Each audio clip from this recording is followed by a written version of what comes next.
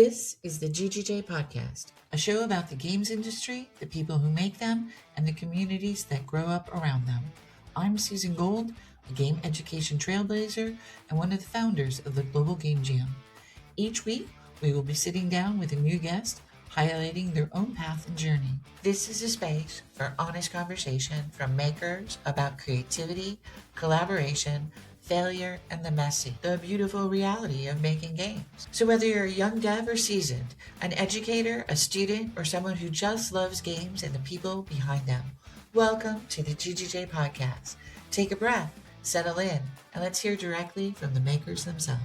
This episode is made possible in partnership with the Global Game Jam, the world's largest game creation event, bringing together creators from around the globe. A big thank you as well to the Global Game Jam's headline sponsors, Epic Games, Games for Change, and Xsola, for helping make this creative community a reality. To learn more and to get involved in the upcoming jams, visit globalgamejam.org.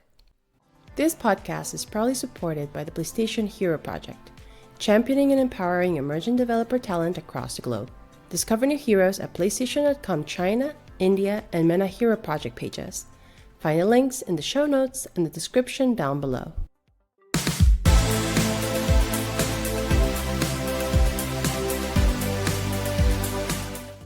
Most people in the game industry talk about risk. My guest today has been living it for nearly 30 years.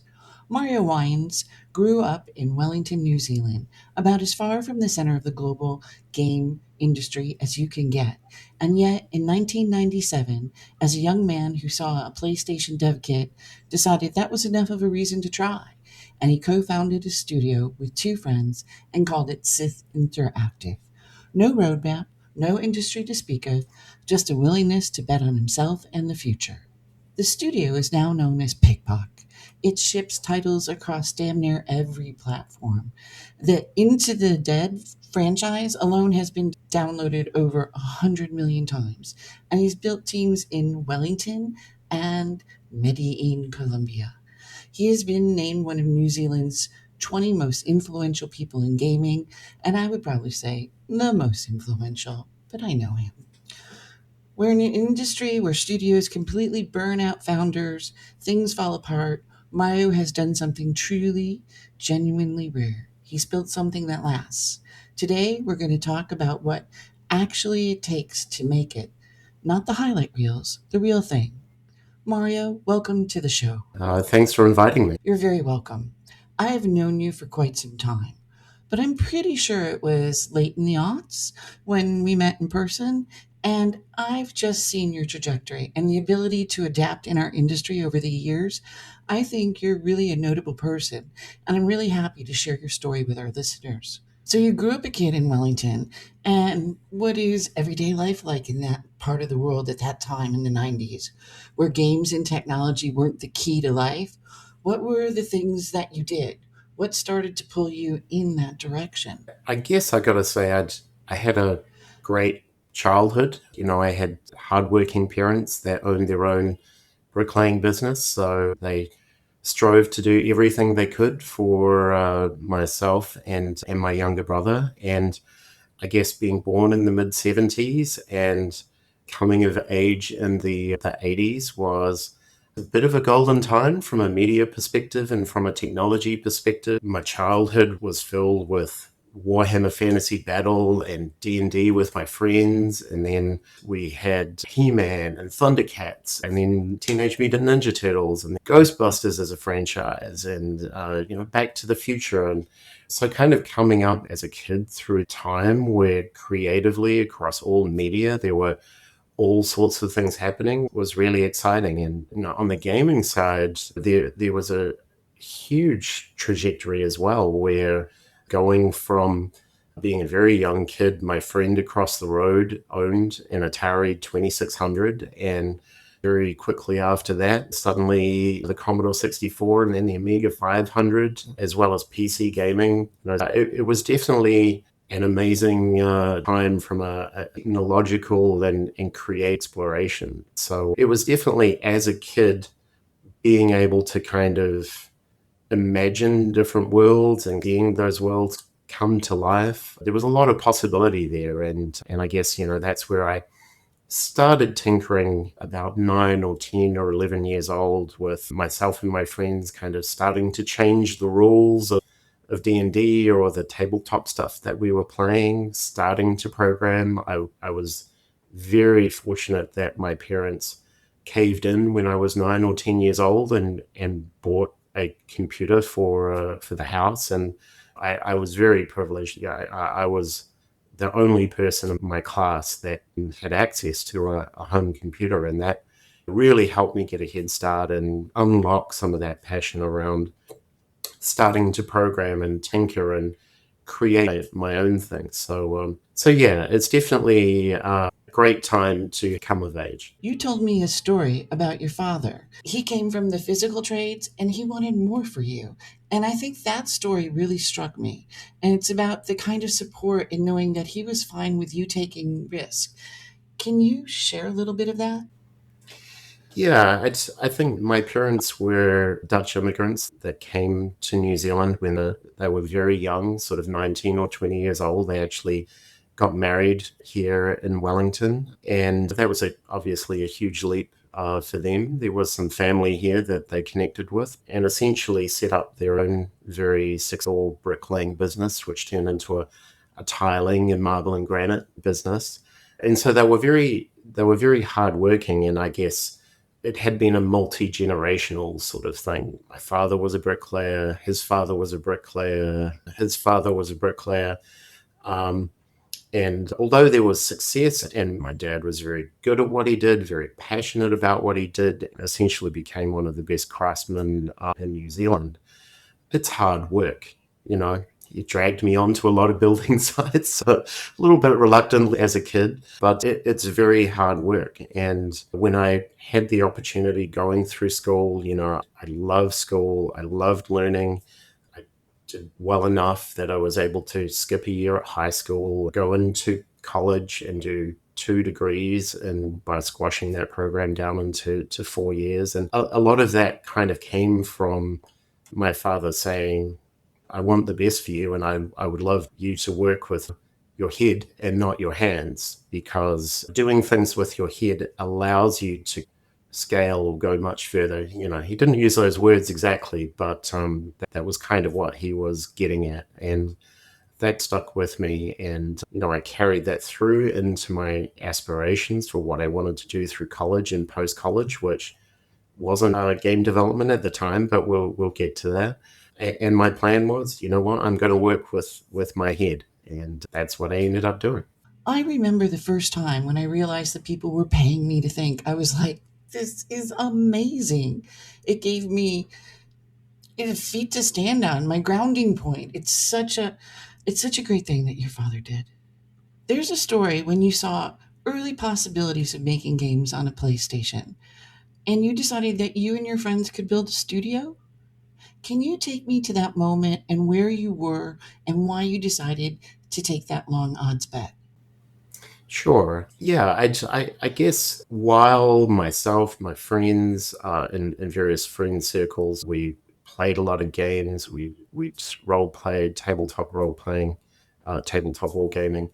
It didn't feel, kind of going through school and going through college, that that was a career. That was stuff that happened somewhere else in the world. And at the time, that was predominantly UK and Japan and the US. So that stuff just happened elsewhere, and it never occurred to any of us that we could have a career doing that. In New Zealand at the time, there were a couple of people that were having some success developing for the Amiga and the Commodore line, but it was very small, couple of individuals collaborating. So I graduated college and I did what you do, which is you become part of the machine. I essentially embarked on a management consulting career with KPMG, and that was great learning in a lot of ways, but there were a lot of challenges in working in that large structure that didn't really reward tenacity and trying to go above and beyond. And so after a couple of years, I was a little bit disillusioned, even though I was grateful I had learned a lot. And right at that time, Sony announced the Net Eurose program, which was a special kind of original PlayStation that you could plug into your PC that would allow you to be able to create games for the Sony PlayStation platform. And it wasn't a preferred platform, it was just something designed to tinker with initially. But I thought this might be a plausible route to be able to develop for console. And maybe this is something I should try with a couple of people that I knew that kind of shared a passion around video games and kind of making stuff. So I kind of called together two of my friends, Stuart Middleton, who I'd known since I was 4 years old, who kind of brought the art side to the table, and Tyron McCauley, who I had met in college through the computer science program, and kind of like, hey, here's this opportunity. Let's try this. And I think the thing that really helped is we had no idea what we were doing and how hard it was going to be. So, of course, we threw caution to the wind and dived in head first. And there are certainly some very early big challenges. But at that age, very early 20s, we felt we had the wind at our backs. There was nothing stopping us, and we just dived in. And that was the genesis of what eventually became PikPok today.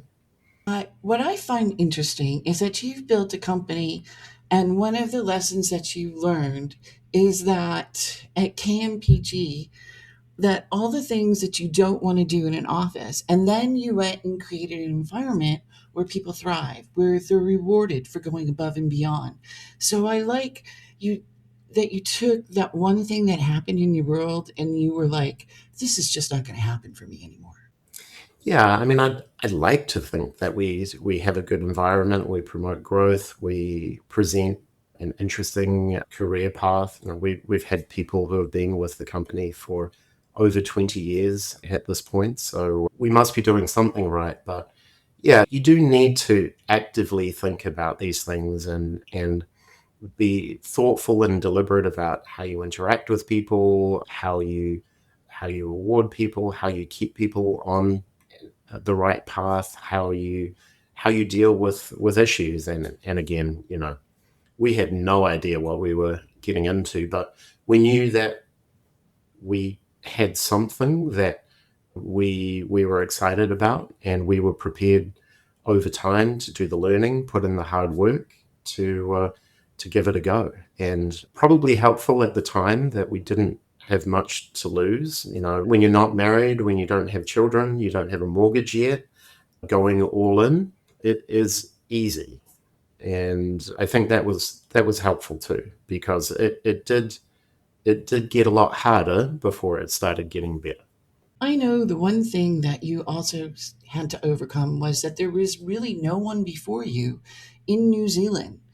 There weren't a lot of guides. How did you find mentors, and how did you find your way? Yeah, I guess that was something that we struggled with a little bit. There were people who had been doing it for a little while, people like Simon Armstrong, Mark Sibley, who were kind of pioneers of the New Zealand games industry. But what we were trying to do in terms of building a studio and go bigger, I guess, was something that hadn't really happened or been successful in New Zealand before. So I think the challenge that we faced was, certainly at the time, 97, the internet was kind of new, been around for a few years at this point, but New Zealand is very far from everywhere, which means it's expensive to get anywhere. So getting to places like Los Angeles for E3 was a very big, expensive deal for us. And we tried to make the most of those early trips, getting across there, trying to meet with publishers, trying to get our very first publishing deal. And I think what that very early first E3 we went to must have been 99.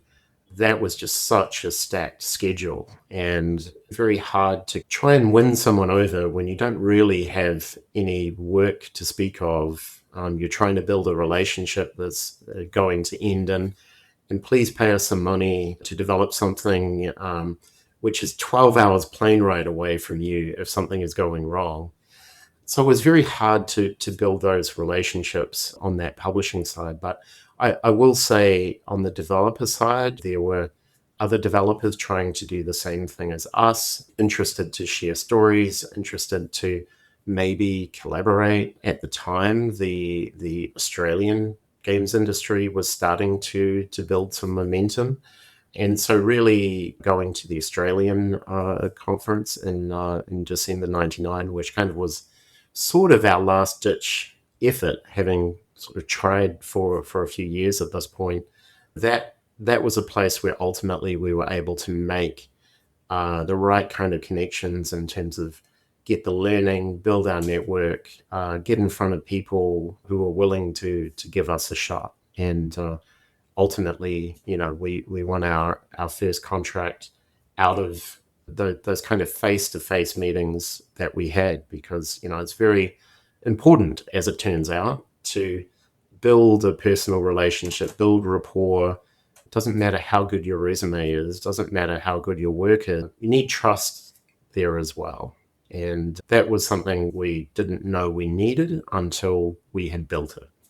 Yeah, there are no how to, but the business development is something like you have a little bit of business background, but how did all this biz dev end up in your lap as opposed to your two friends? I guess we sort of naturally fell into these roles, and I guess I it sort of happened silently and was kind of this understanding that we never really spoke to, which ultimately put me in the leadership position of the company. And I think in hindsight, we should have had more of a plan. We should have been more deliberate, because that's one of these things. If you don't have well-defined roles and you get down 10 years down the track and you're like, well, why are we even in these positions anyway? But from the outset, initially it made sense because I had a computer science degree, but I also brought a business and management degree to the table as well. So typically I knew more about business. So that put me in the biz dev role. And ultimately, as we kind of got deeper and deeper in, I took on more and more of that responsibility. And now we had multiple people supporting that particular function. But yeah, that's kind of where it came from, is my exposure to that business and management degree plus my time at KPMG.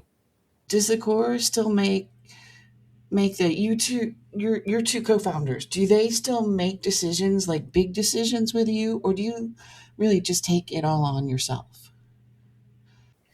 Yeah, I mean, we do have a board of directors, and we've never really taken on venture capital, so it's a very small cap table. It's a very kind of flat structure. I've been very fortunate that my co-founders, my executive team, and the company generally has given me a lot of leeway in terms of leading the company and taking us down various paths.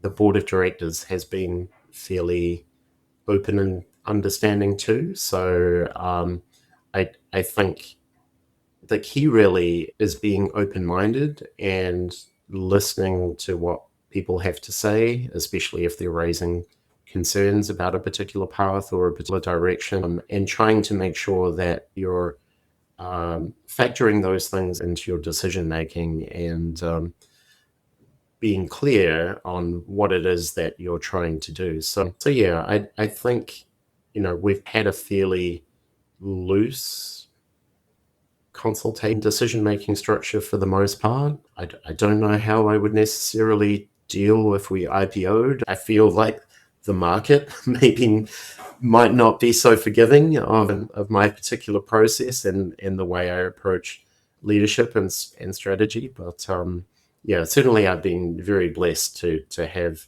the support of my co-founders, my executive team, and the board to get us to this point. and for almost 30 years. It's incredible. So you've led the studio from rugby league to Into the Dead and now Our Darkest Days. When you look across those decades, which strategic pivot felt like it was the scariest leap as a leader, and why? Yeah, that I guess that's been it's an interesting question, and because I guess we people have talked about the pivot and the pivots that the company has taken over the years, and it looks like that from the outside that we're like, oh, we were a console work for hire studio, and now suddenly we are a mobile free to play studio, and now we're kind of an entertainment publisher across every platform. But the reality is that I wouldn't really refer to these so much as pivots as transitions, because they have all been deliberate and they have all been years in the making. So, moving from a place where we were kind of console work for hire, it was really around 2006 that we started really feeling that being at the bottom of the video game development food chain was not a good place to be, starting to be squeezed on margins by emerging regions like China. There was a lot of content coming to market around that time, which meant, the expectations were just climbing and climbing. The average time a game spent on retail shelves was going down. So we saw a lot of red flags about being essentially kind of a middle B tier console studio. We were not AAA, we were not AA, we were not a value developer, but we saw that the middle was going to be under pressure and maybe disappear. So even, as far back as 2006, we were like, okay, we really need to find the space, find the means, find the way for us to be funding our own content, publishing our own content, and having that transition into essentially being more of an independent developer that was a bit more self-sustaining and not reliant on the next contract to get you to the next contract and the next contract.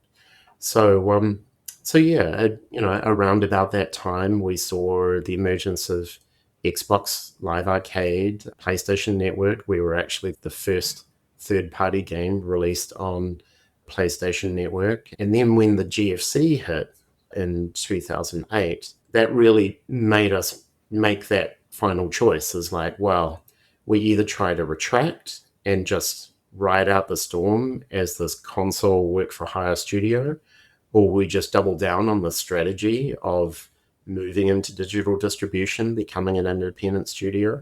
And we did just that. We started releasing on Steam the year after the GFC. Apple opened up the App Store, and that was another platform that we started experimenting with, and we were able to build some momentum there. So yeah, it's sort of, looking from the outside, it sort of feels like a pivot, because we were developing console work for hire stuff right up until that point, and actually slightly beyond into 2010. But yeah, it was very deliberate and years in the making, coming from sort of looking ahead and seeing what was on the horizon, understanding where we were in the ecosystem, and realizing that we needed to change that.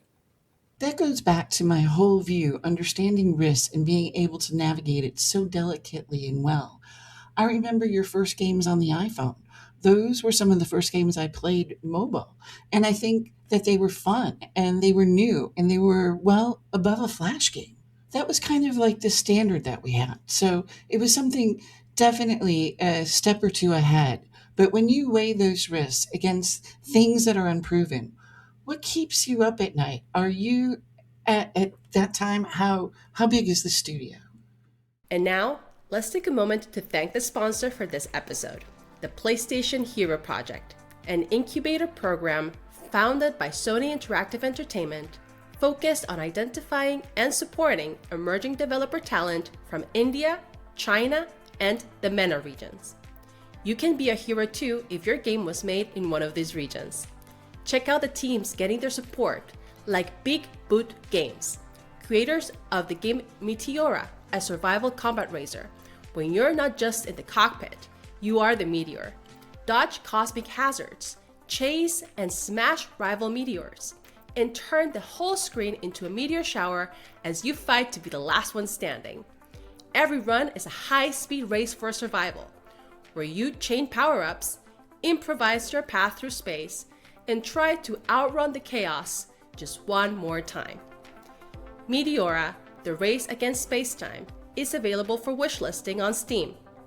For more information on the PlayStation Hero Project and the teams they support, go to PlayStation.com, China, India, or MENA Hero Project pages. Find the links in the show notes and in the description down below. And now, back to the show.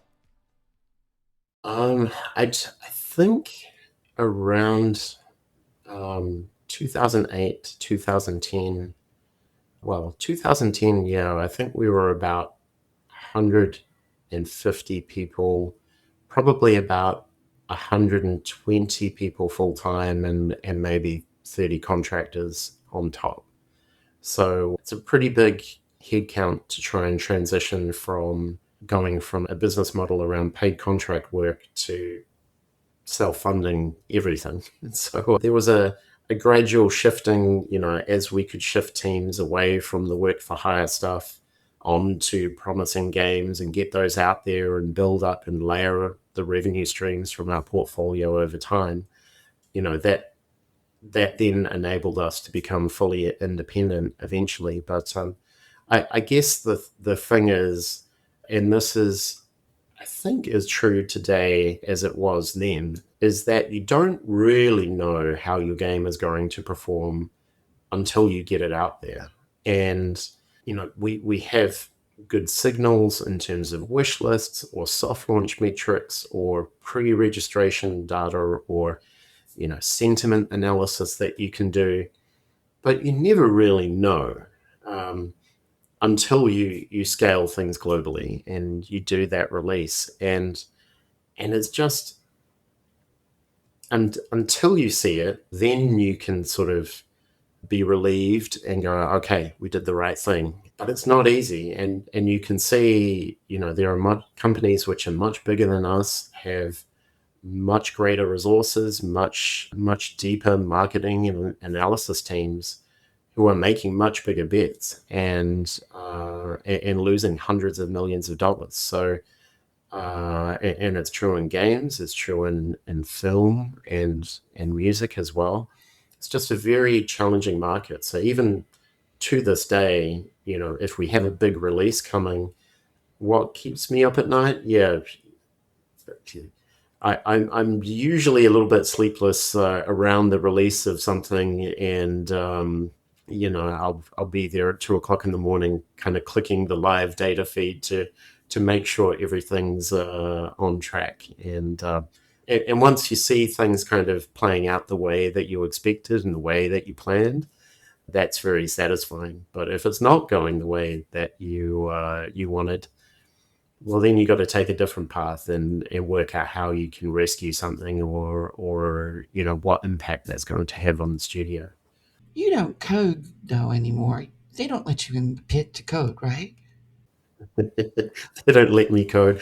Well, yeah, I mean, I coded, the last time I coded actually in a meaningful way was probably the very first project that we did, our very first work for hire contract in 2000. And, from there, as we started hiring employees and the studio getting bigger and me taking on kind of more of that studio management, business development, strategic development role, had me stepping away from coding. But I guess I've been fortunate that I carry enough technical understanding and programming understanding that are not so easy to hoodwink.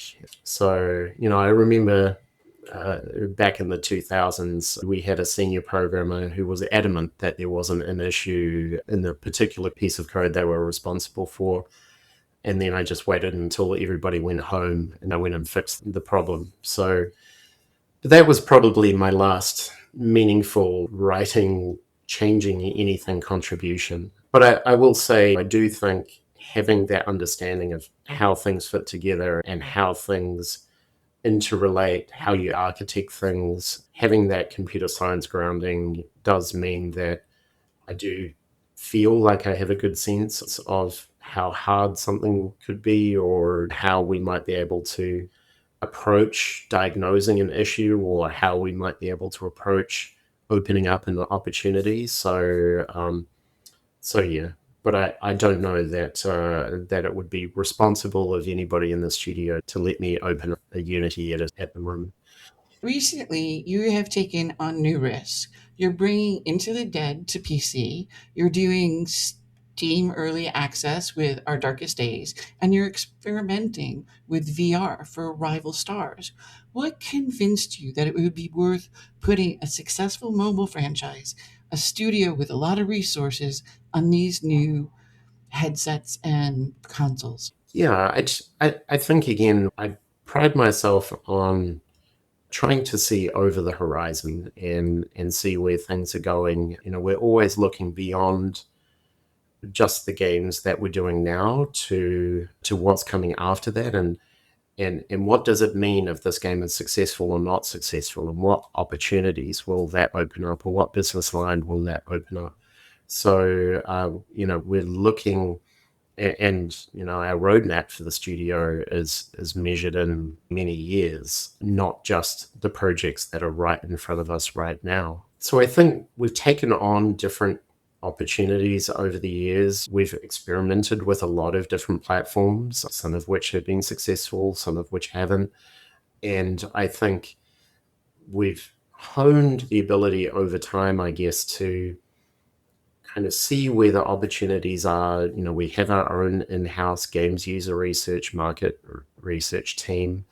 We're trying to stay across the trends, understanding what we're good at, what we're not good at, trying to see where the market opportunities are. You know, I think that is something where I feel we have a certain level of sophistication now around that, as well as understanding what the likely commercial outcomes are. We feel that Into the Dead, Our Darkest Days on Steam and console will provide a predictable return, provided we execute based on the market signals that we have and the community that we're building. At the same time, we kind of balance out our overall portfolio by making plays into known categories. With our Rival Stars horse racing brand has been very successful. We're on the cusp of releasing Barbie Horse Ride and Rescue, which is a very deliberate choice to partner and be complementary to our Rival Stars games as part of that portfolio. We're moving into and experimenting with what we're calling hyper reality, which is what we're calling the evolution of mixed reality. But that's actually not designed necessarily to be commercially successful from the jump, so much as exploring a whole new category and seeing whether we can be a pioneer in a new type of gaming. So, you know, when you have enough scale to be working across multiple platforms, multiple markets, building out your own franchise, we're taking the opportunity where we can to continue to reinforce and be complementary. You know, we're not just creating some random new hyper reality game. We're creating a hyper reality game in the Into the Dead franchise because that feeds back into creating a richer IP that will support the expressions across other things. So it's about being deliberate, complementary, and managing your risk. You know, we have rolled the dice dozens and dozens and dozens of times, and sometimes you can load the dice and stack the deck in your favor. Sometimes, you know, it's a bit of a Hail Mary. The trick is making sure you don't bet the studio on the Hail Mary. You do those every now and again to potentially be a breakout, but what we do as our bread and butter, you know, we feel very confident about. We can still date, but we don't feel like anybody's job is on the line just because we're putting a new game into development. That is because you built such a resilient studio over the course of 30 years. You have made Wellington a very unusual hub of video games. And one of the things you've been rather outspoken about is the fact that in New Zealand you have limited talent pool and that immigration is difficult. And you've kind of led to make you move and grow. Yeah, I think I mentioned before, geography was definitely a limitation when it came to building early momentum.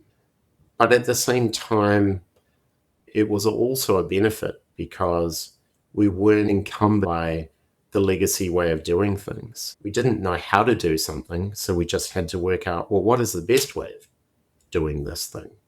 And so that allowed us, I think, to, in some ways, to move faster and to be innovative in terms of what we were doing.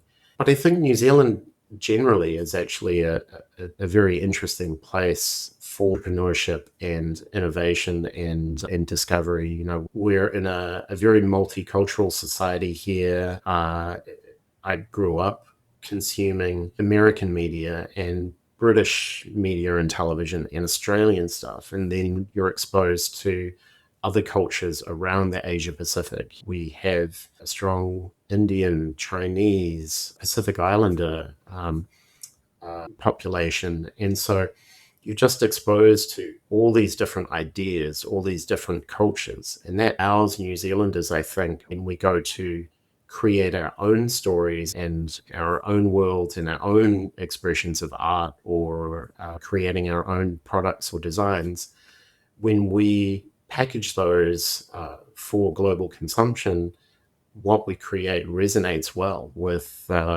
global audiences, and I think that comes across and has seen New Zealand be successful in film and fashion and design and now games. So I think that was something that wasn't necessarily obvious to me until we were really getting momentum in the mobile space. And our three biggest markets at the time were the US, Russia, and China.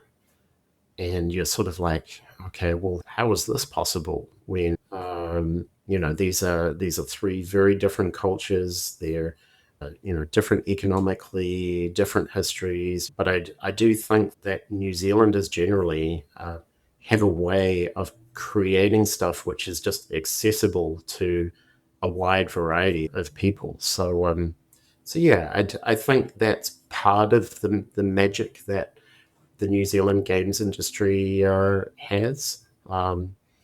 But a lot of hard work and things like that too.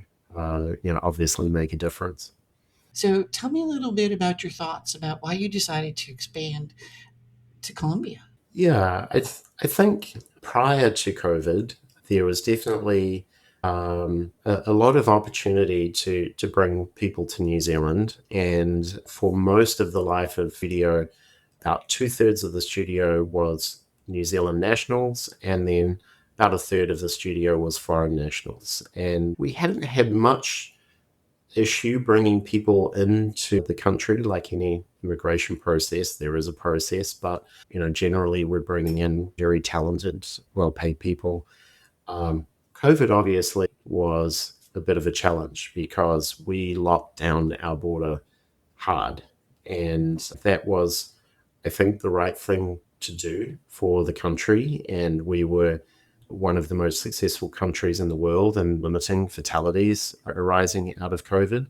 But it made it very, very difficult because essentially it was incredibly hard to get into the country, even for New Zealand citizens.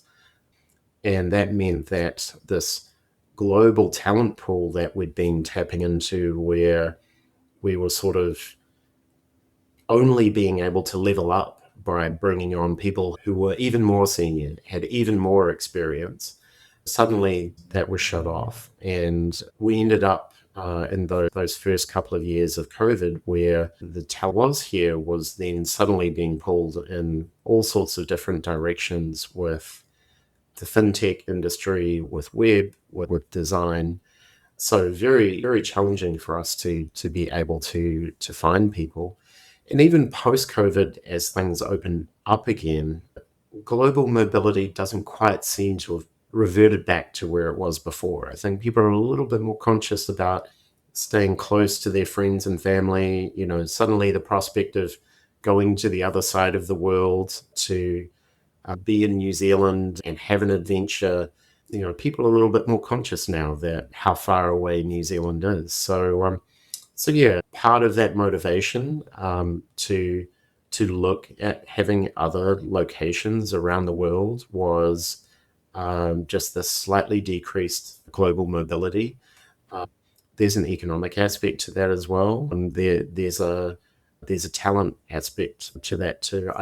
I'm pleased to say that kind of the talent pressure in New Zealand has mostly been alleviated now. We have great colleges, we have great specialist schools, we've got a lot of collaboration happening, so there's a lot of talent flowing into the industry here. But having that second studio location in Medellin just gives us another vector to be able to grow from, and a lot more flexibility for the studio. I love the fact that I was the person that first took you to Colombia. You introduced me to Colombia, and that's something that I'm really grateful for the opportunity you and so many others provided to be able to go around the world to meet with developers in emerging regions, and that has turned into something amazing over time. So thank you. As we start to wrap this up, I want to get a little perspective on where you're thinking the future is going to take us. You seem to be 2 or 3 steps ahead of everybody else. What are the next big risks you feel you still need to take? Is it worth it at this point in our lives to continue with that kind of risk?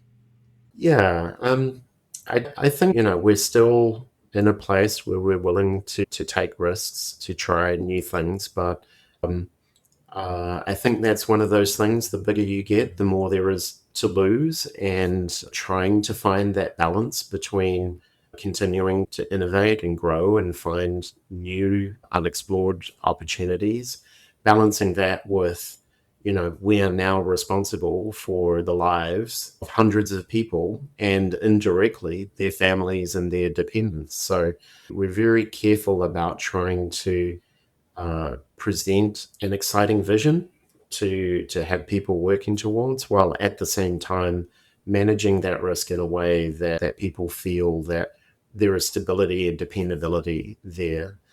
I will say, though, this is a super interesting time, not only for the games industry, but really generally, because you have this kind of confluence of different technologies and the combination of AI and quantum computing and manufacturing on demand and advances in communications and travel. And I think it's been super interesting to think about how humans have been able to project and anticipate the future, because when you kind of average everything out, innovation of human society has mostly been linear, outside of a few inflection points.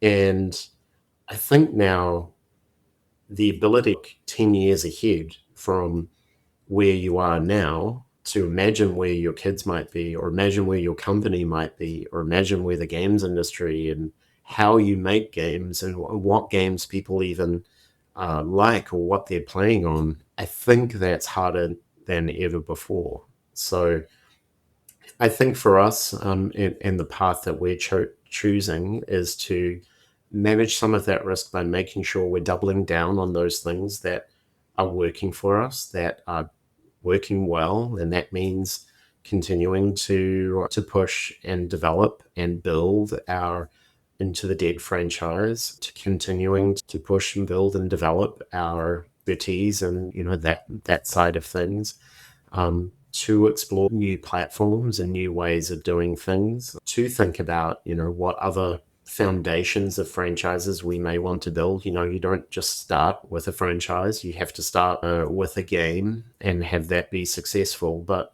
you can think about how, if I build this thing, does it have the potential to turn into something of the scale of Into the Dead? Does it have the opportunity to build into a wider IP, into an IP that can go across different platforms, that has the ability to transcend different genres. So that's the way we're thinking about it. Certainly becoming more focused, even more deliberate, because I think it's even harder than any time before to anticipate where everything will go. And as I mentioned earlier, there are people with a lot more money than us making much bigger mistakes than we are making, and we don't want to repeat those sorts of mistakes, because for a company like ours, independent, $100 million mistake would be the end of everything. And I don't want to work for 30 years just to throw it all away on a blind roll of the dice. So, where can people read more about you, reach out to you, and learn more about what's going on besides the GGJ podcast? Sure. I'm pretty easy to find on the internet. I can be found on LinkedIn.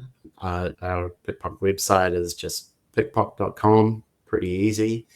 You'll see links to all of our games there. I will say, if you want to find out more about the New Zealand games industry and what's happening here, and there's a lot happening here, it's a great industry that's having a lot of success right now. Looking at the New Zealand Association website, which is just nzgda.com, is an easy one to get to. And of course, people should think about coming to our national conference, which this year is in Auckland. So direct flights from a lot of places. It'll be a long flight, but there's a lot of direct flights. And that's just nzgdc.com. So that's our national conference at the end of September.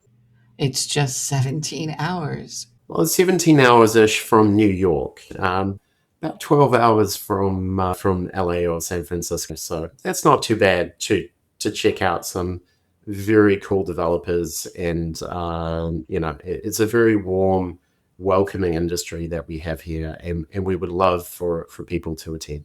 And hey, New Zealand is our number 2 ranking in our podcast listenership. So thank you, New Zealand. Thank you so much. Mario, it's been a pleasure and a delight, and I appreciate your time today. Thank you. This podcast is proudly supported by the PlayStation Hero Project, championing and empowering emerging developer talent across the globe. Discover new heroes at PlayStation.com China, India, and MENA Hero Project pages. Find the links in the show notes and the description down below. Want to get involved with the GGJ podcast? We'd love to hear from you. Please send your ideas, suggestions, and questions to ggjpod@globalgamejam.org. And tell us who you think we should be talking to next, what stories or issues matter most to you about the future of games, and help us highlight the people and practices that make a sustainable creative life in games possible.